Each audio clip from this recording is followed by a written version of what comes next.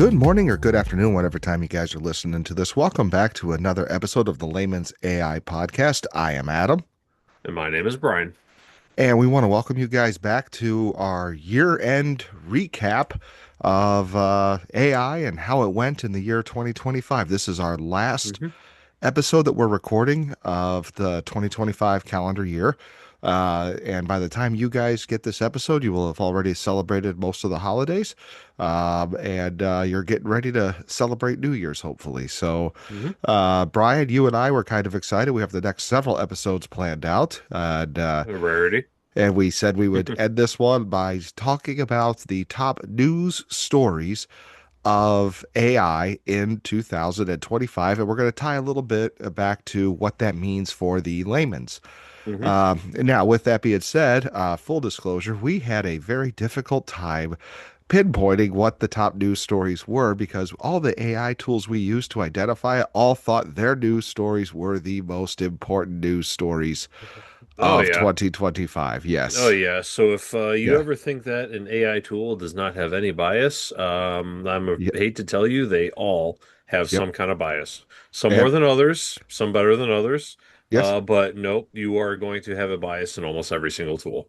Yes. The bias is there. It is still hmm there, confirmed. I actually I thought it was going to be a little on the easier side to prep for this episode. It was not as easy as I thought. hmm Fortunately, we have this wonderful tool called Perplexity that I've mentioned a few times. It's like Google on steroids.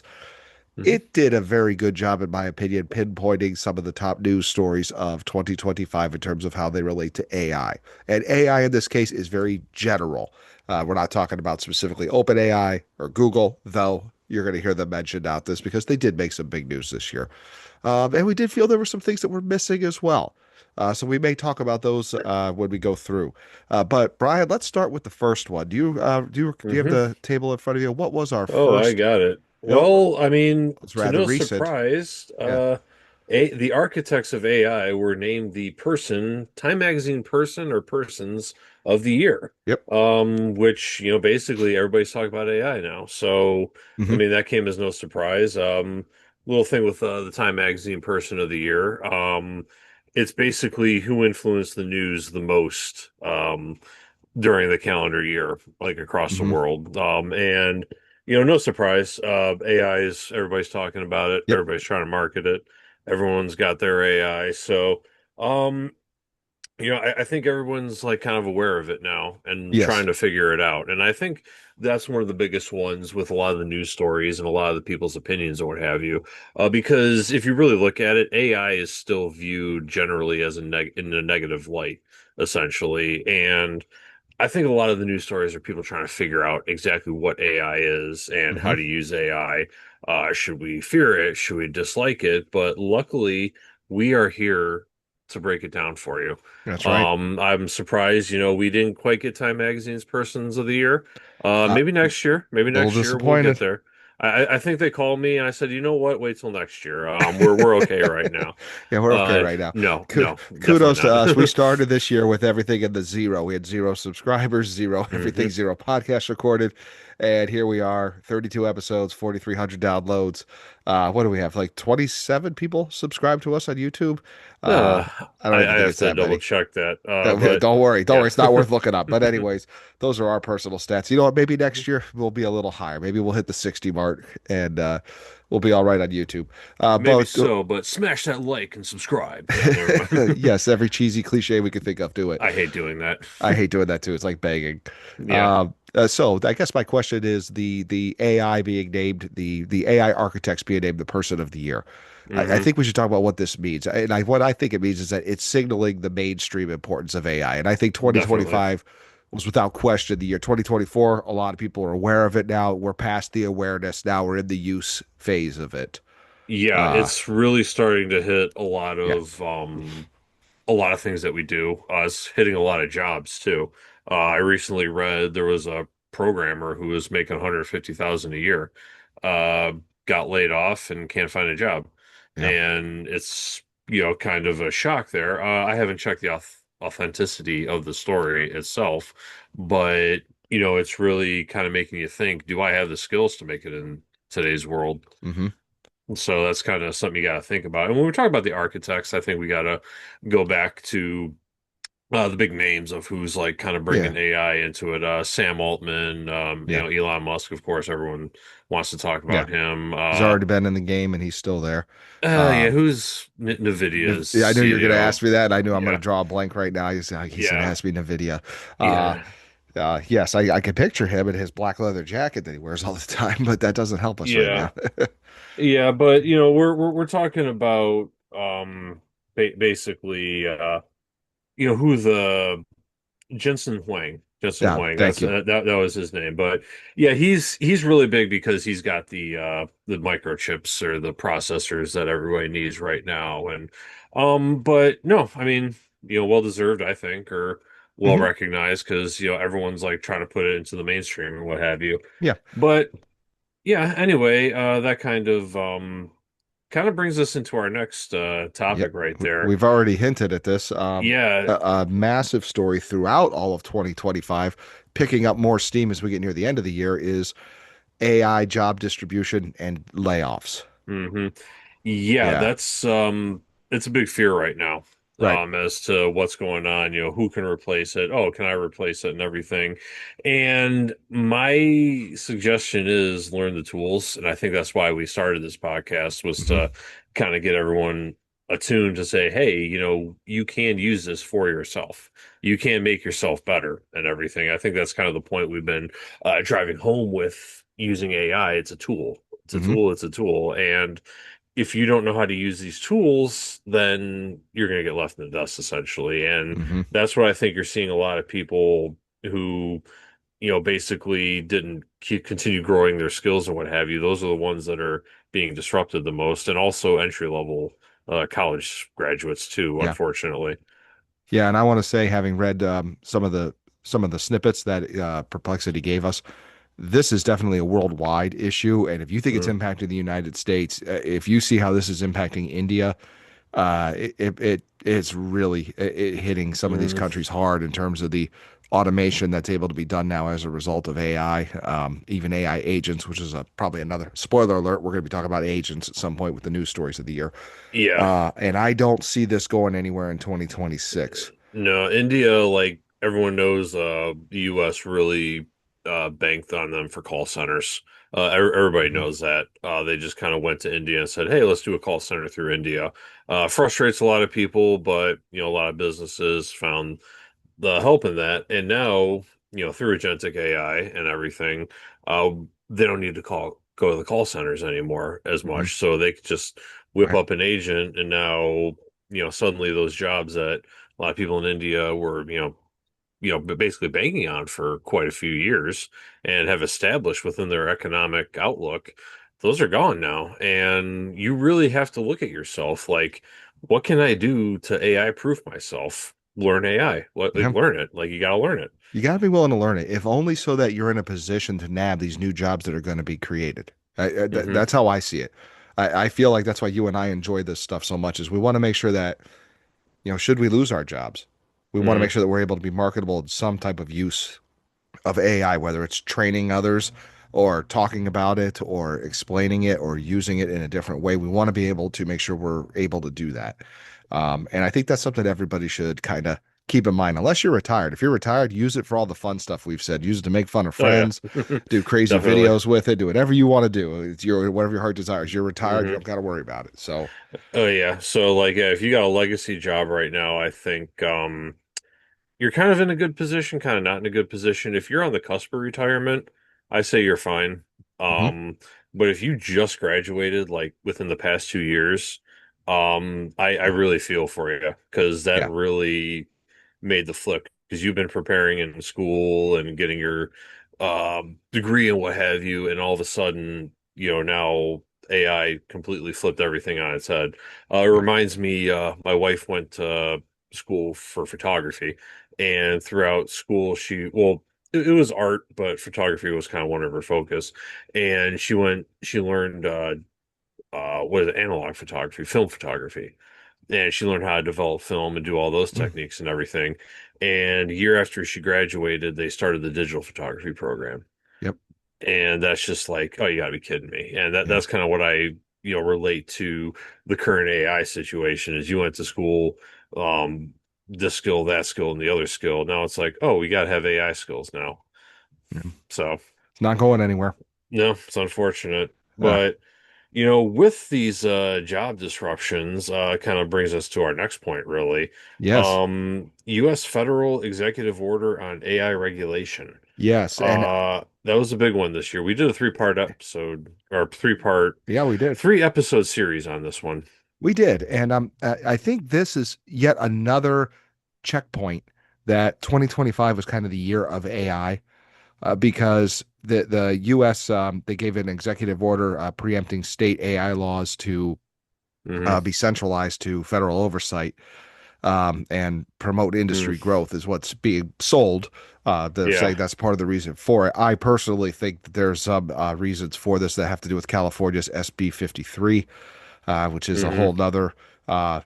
California law. In California, when they make laws, it's important for us to follow them, even if we don't live in California, because that's our Hmm. tech center. That is our Yeah, hub. That is that's our Silicon Valley. That's our technology right there. yeah, that's kind of like the big thing right there, and that's where I think a lot of California regulations sort of have this ripple effect and what have you, because Silicon Valley is the thing. It's this is Yeah. where the tech boom came off, like blew up and everything. And I think what is it? If California was its own country, it'd be the fourth largest I economy in think the world. fourth. Yeah, fourth. Yeah, Yeah. and that's just how much like capital is going through California right now.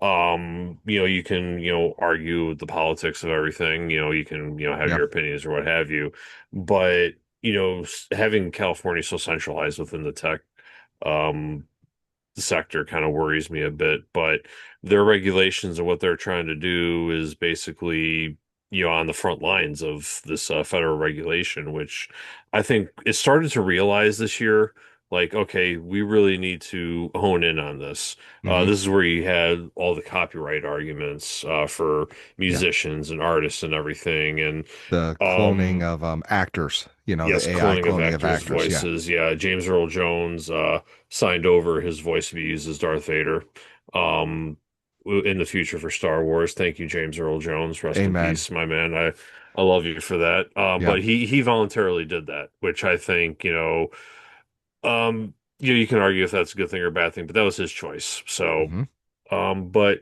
yeah, I think this year really started to put into perspective that we need these regulations right now. We do. And I remember we did an episode where we said you had AI companies saying to the federal government, we need regulation. Yeah. I think this news story is big because it's going to continue to develop into 2026. And Definitely. I'm hoping when I did that prediction on our bold predictions episode that we did, I think in the summertime, I did predict that I think a bad AI event is going to happen, and that's what's going to force regulation. Maybe this isn't the first. Maybe this is the first step of regulation coming to help prevent a major catastrophe or something along those lines. Yeah, perhaps. But yeah, it's I think we took a lot of good first steps. Hmm. I think when we did the AI action plan, we broke down the three pillars into our three episodes and what have Yeah. you. It had some good uh starting points and jumping off points. But we really need to, figure out what's going on. And I think that's a massive, massive debate as to what are we supposed to do about Yes. this. And, that's going to cause our government to get along and come to a consensual agreement. But that's a whole nother podcast. Do we want to get into the next one before we tail off on this? Because Yeah. that really, really could make us tail off there. That's its own episode, probably a two-parter. Let's Yeah. go into the next one. We're talking about a code red, which, Brian, have you ever seen the great movie A Few Good Men? I can't handle it.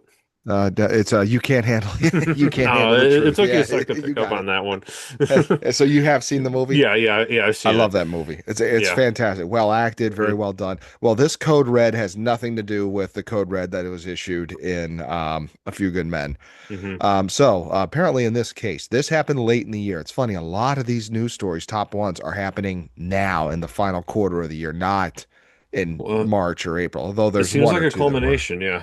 Yeah. Yeah, it's all coming together. But so we were talking beforehand. How do we explain this to our listeners?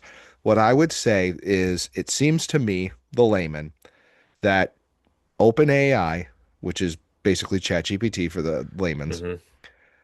they were always on the forefront of the first one that's working well, the creativity, the first Hmm. ones to pivot. They were the first ones to make specific GPTs that the user can make so that you could do your own actions with um, ChatGPT that are Hmm. specific to what you're asking it to do. They're the ones that were on the forefront. I do believe, and I use ChatGPT, and that's my paid subscription one, but Hmm. I do believe that pendulum swung in the fall, and Google, the primary competitor, took over as the innovator with Hmm. VO 2.0 or and then Gemini 3. And Hmm. as a result, OpenAI took a back seat to the innovation portion, so it seems. And they issued, Sam Altman issued a code red, which is not beating a person up to make them perform better, although it kind of seems like that. He's basically saying we have to perform better to get on the cutting edge of innovation and things like that. So then they Hmm. released Sora 2 and they released ChatGPT 5.2. I've Hmm. been playing around with both of them. They're good. They're very good tools. They are exceptional tools. And on that measuring device that they use, and that's a whole episode onto itself. Right now, 5.2, I believe, is scoring the highest consistently on the AI performance index or whatever that thing's called. But the code red has not been lifted yet. That is going to be lifted hopefully in January, they said. Hmm. But what this did, I think it signaled, okay, we've got not one company on the forefront of innovation. I think it signaled that we have several companies fighting one another to try to be the top dog, if you will. Hmm. Um, Yeah, uh, definitely. But yeah, I mean, OpenAI was the new kid on the block. They were the cool kid that mhm, came in and be like, "Hey, I'm the cool, edgy new guy. Google, step aside." Kind of like what Google did to Microsoft. Not just kind of not too, yeah, kind of fairly recently, but mhm, I always kind of felt in the back of my mind once I saw, Google was like pushing Gemini and everything, that Google had the infrastructure in place basically to really keep going as the forefront of AI. Because if you think about it, you type a question to an LLM, it basically does a Google search. yes. And that's kind of like their infrastructure right there. And now, instead of having this third party go in and do a Google search and then regurgitate it back, you have this LLM already integrated into the Google search, which could make it much, much faster. And they already had the tech hubs, they had everything ready to go. Hmm. So that's kind of where I, always thought that Google was going to be Yeah. a much bigger player. And I wouldn't be surprised if Apple, isn't far behind them, to be honest with you, because Apple Intelligence is a thing now. It is, but I think Apple, man, they're late to the game. Hmm. They are. They're late to the game, but they have their cult following. They do. And Oh and yeah. and and one thing I will say with Apple is that they are closed source, like they're not an open code source type of company. Like if you don't know what I'm talking about, Apple's programming and everything like that, it runs through them. It's kind of like a closed loop sort of thing where they're pretty much in control of it all, and they could actually come through and keep that kind of closed loop AI, and it might actually make them a major player once again Hmm. because they're one of the biggest companies in the world. So And they're a smart company. yeah, Yeah. yeah, and like I said, that kind of closed loop business model that they have could end up being a major advantage for them in the long run, perhaps. It could, and I would say never count Apple out because remember, Mm-hmm. I think at one point they said I saw this on the movie BlackBerry, great movie. But if Hmm. you remember BlackBerries, I owned a BlackBerry cell phone. At one point, it was close to 70% of the U.S. had Hmm. BlackBerries for their cell phone. Hmm. Apple then introduced the iPhone. Yep. Innovative, came out Hmm. of nowhere. It Does was. anybody own a BlackBerry anymore? I don't Nope. know. I don't think so. Yeah. I'm not even sure if they're really much of a company anymore. I don't think they are. But with But that being said, that's the kind of power Apple has. When they commit to doing something, they could do it. So maybe that'll be a news story in 2026, Apple's emergence as an AI leader. Yeah. But I want to go back to a little bit about what you were saying about Google, because I agreed. I actually thought after the AI wars or the AI race started, who can have the best AI, I really thought Google was just going to be in the back seat for a couple months. Hmm. It took them a while, and Google had some un-Google-like problems. They had flaws. That image generation problem they had in 2024, I think early 2025, where like if you asked to give me a portrait of George Washington and George Washington was African American, uh, Hmm. that didn't help.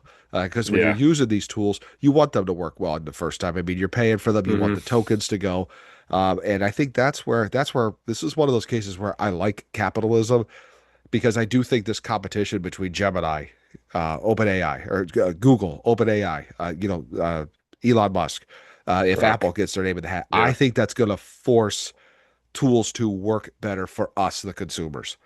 Yeah. I do. I think that competition will force it to work better as opposed to, oh, you're stuck. You have to use this one tool because it's the state tool that we approve.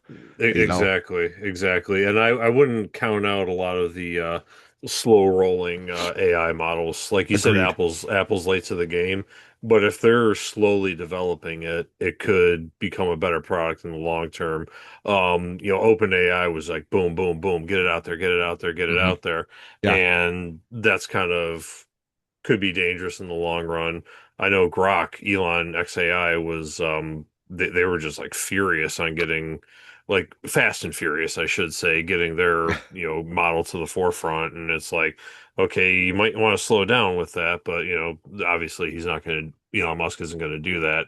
And Claude, it's kind of a unknown player. I know I've been an advocate for Claude myself, hmm but it's slowly growing its model, very slowly. hmm But, if I kind of liken it to a tree growing, if a yeah, tree keeps getting bigger faster and faster and faster over the years, the wood that you get from that tree isn't going to be as solid, whereas old growth trees grow very slowly, but those blocks of wood are going to be much more dense and much more reliable. So, love that don't, analogy. yeah, don't count some of these slow players to the game. No, and you brought up a good point because Claude, which I believe is Hmm. that's Anthropic, Yeah, Anthropic. It's backed they by are a player. They are a player in the game. There's been times where Claude hmm has been that number one according to that threshold in those tests that they run.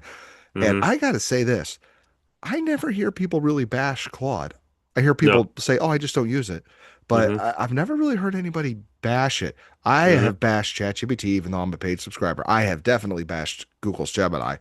hmm If I say be precise and concise, I am convinced Google doesn't know what that is. yeah, Sometimes with my answers, yeah, I've been critical of most, but it seems to be like Claude. It may not give me the answer I'm looking for sometimes, but darn it, overall, it's a solid program. It's a yeah, solid LLM. yeah. We could have a tortoise and the hare situation with some of these LLMs here.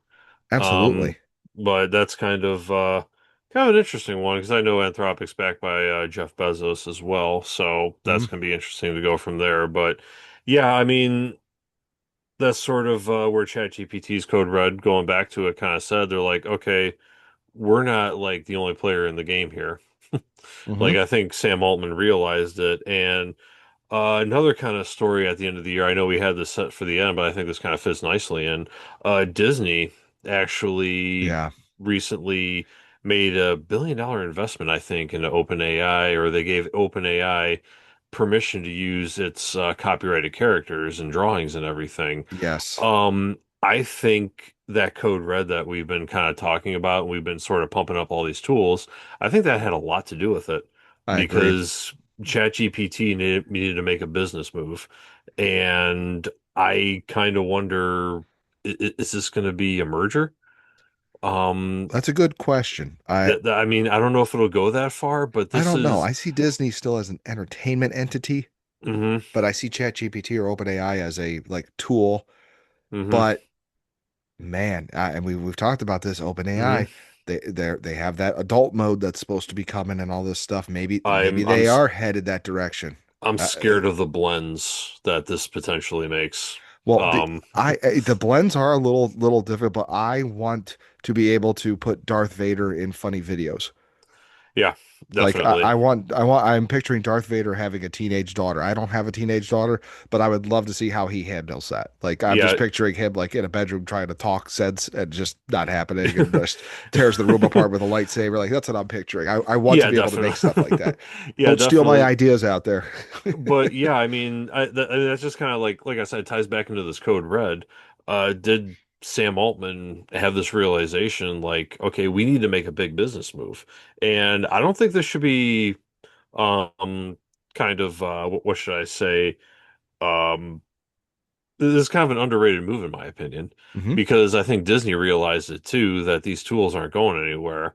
And if they can get control of the copyright Yeah. and OpenAI, they need to like make some kind of move that puts them apart from everyone. Because, like we said, like that gap closed. Hmm. This might be, kind of one of those sneaky big moves that, both of them saw coming. So, Absolutely. And let's talk about the elephant in the room. We got to get hmm off this code red, but it's leading us yeah, down this rabbit hole. yeah. But this is going to tie back to what we talked about in another episode. But hmm like, what if Disney's hiring them to do things like how much cheaper set design's going to be? How much cheaper stuff's going to be because we can create it in Yeah. a good AI world and we hmm don't need people to create it for us. Um, That's hmm. there. It's in the back of my mind. I don't want to be the doomsayer or the naysayer, but Yeah, the we got to only keep thing an eye on this. the only thing I could think of, like what they're thinking is that they create something first from a human. Hmm. And then once they get their product out there, and once they, you buy that movie ticket, you go to Disney World and visit that character, and it goes through its Spotify cycle. Everyone's like listening to it and what have you, and um, but then after it goes through its profit cycle, now you have a residual use for these intellectual property, basically, and AI Hmm. is it. Right. So like, it's definitely something to keep a look on. I think this is going to be a big pivot going forward when they actually embrace it now. So, Agreed. All right. but The I next think that one, gives us, yeah, I was going to say we should we should turn do to the our next next one. topic here. Well, the next one is not necessarily a good one. But No. it's funny, Brian, because this was never on my radar until we did that one episode and I asked the hmm question about water. hmm And now all of a sudden I'm seeing this stuff. The big news story it's going on throughout. Again, big study was just posted this month, again at the end of 2025. The environmental impact of the AI boom. It is a thing. There are hmm emissions. They are worried about the infrastructure. Uh, I'm not exactly an environmentalist myself, but I will say I keep an eye on it the older I get. But in particular, what I keep an eye on is water situations. hmm And AI uses a lot of water, as you taught me, and as I have further read, hmm and that always has me a little scared. hmm Uh, Yeah, there are renewable systems. I haven't had too much of a chance to look at them as of yet. But there are a lot of renewable systems when we're talking about using water to cool the data centers and everything. And that needs to be at the forefront of everything. We need to figure out the cooling of these data centers yeah. um, for basically so we're using less resources and use physics to our advantage. I know, burying them within the earth, kind of give it a geothermal effect has been floated around and everything. But yeah, I think like we're trying to build data centers, build data centers, build data centers, and people are starting to take a look at it and be like, hold on a sec. Hmm. Like we Yeah. we ha we have concerns here.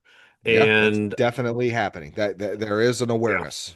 Yeah, Yeah. and I would say to these companies, listen to these concerns because it's the people who live here are like allowed to have these concerns, and Hmm. it's legit and everything. So I would say, we have to start listening to these and really start to kind of figure out a way. How can we do this where the concerns are met, but we're still meeting the demand and everything? And I think this was like one of the big ones this year once people started to realize, what exactly a data center entails. Now all of a sudden they're starting to get a lot of pushback. And I think that's a big thing you saw this year. You did. I think there was an awareness. There's now an awareness for it, hmm and I think enough people are cautious, in a good way, to ask the important questions that need to be asked. And I think this will also be something we continue to talk about in 2026. This isn't just going to be a 2025 thing. hmm Um, I want to Yeah, move on definitely. to the next two, the last two that Perplexity gave us, just to make sure we have time to talk about something that I found to be very important that Perplexity Hmm. didn't put. Hmm. And the last two news stories, because they run again throughout the entire year of 2025, it's AI integration into the daily workplace, as well as breakthroughs in AI agents and automation. So Hmm. again, we're talking about the workplace and the impact that AI is having on the workplace. We know people are able to get things done faster once they learn some AI stuff. We know we now have agents out there that can do some simple things such as scheduling and things like that, and Hmm. actively work for you, finding leads for you, and things like that while you're sleeping. Yeah. I'm anxious to see where this takes off in 2026. Yeah, the agents are the big thing, and I think these two kind of go hand in hand, really. Integration of the daily workplace tools and Hmm. agents, because agents are going to be, one of the next big breakthroughs in AI. Like it's already starting to come through, and agentic AI, for those who don't know, is basically an automated AI system where you tell it to do tasks and everything, and you tell it how to Hmm. do the tasks. One example I saw a YouTube video. I forget the gentleman's name, but he kind of went through creating an agent and he went over ordering a pizza. Like you have a pizza shop and your ordering system can be taken over by an AI agent. You have to set it up on how you want it to do this, that, and the other, and it can chat with you, ordering a pizza and everything. And that's just one kind of simple example there. And you think about it, be like, oh, I'd rather talk to a human being. Do you really, or you just want your pizza? Essentially. And if you own like a small pizza shop, you got to know that you have to compete with like all the chain big brand names and everything like that. Yeah. And using an People that AI have agent could apps on help their you. phone to, give them pizza. Hmm. And we've Essentially, yeah. used it. Yeah, we've used it. We're in a hurry from a hockey game. Oh, we got to order pizza. We want it there about the Hmm. time we get home. Get on that app. Uh, Yeah, definitely. And you're going to start seeing these agents actually probably integrated into what you're already using, especially the food orders and everything yeah. like that. If 2025 was the year of overall AI, Hmm. would not shock me if 2026 is the year of the agent. Yeah, that's really going to That's be what I think it is. Because basically, what an agent does is it takes an LLM and it has it react different ways. Like you're not just sitting there pounding questions into it, asking how much would a woodchuck chuck if a woodchuck could chuck wood. mhm. But you're basically like preparing it to take actions when somebody chats with it. So yeah, that's really what I think going forward. We can talk about. We're going to be on the Yeah. next episode talking about That's this. then yeah, I think so.